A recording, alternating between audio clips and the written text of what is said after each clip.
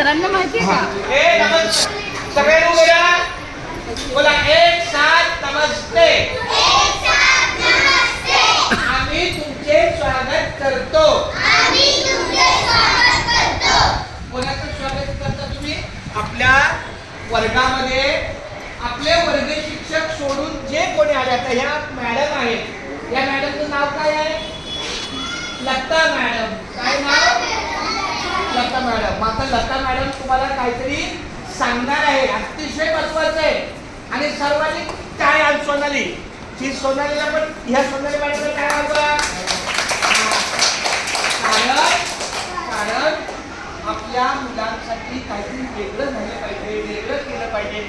जशी आपली आई बघा, आपल्या घरामध्ये आपल्या छोट्या मुलांना, आपल्या घरातल्या माणसांना छानपैकी पदार्थ करते का, तर त्यांना आनंद मिळावा, त्यांना घरामध्ये समाधान मिळावं, त्यांचं चांगलं पोट भरावं म्हणून करते की नाही खाऊ. तसं आपल्या ह्या लता मॅडम आपल्या मुलांसाठी, आता आपल्याकडे बघा, मिनी बोला, mini KG, junior KG, senior KG, पहिली, दुसरी, तिसरी, चौथी, एवढी शाळेची मुलं आहेत, बरोबर की नाही? आता 5 तारखेला बकरी ईद आहे. आणि ईद आहे का? हा, 5 तारखेला ईद ए मिलाद म्हणून सुट्टी आहे. 5 तारखेला शुक्रवार आहे. बोला, 5 तारखेला शुक्रवार ईद ए मिलाद सुट्टी. 6 तारखेला अनंत चतुर्दशी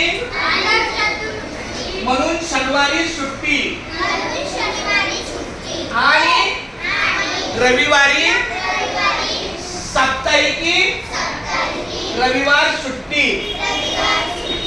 एवढं कळालं?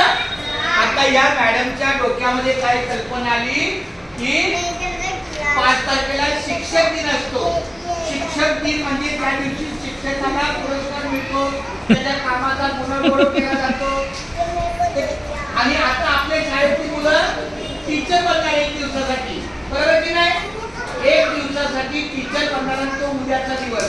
5 तारखेला सुट्टी म्हणून 4 तारखेला, बरोबर?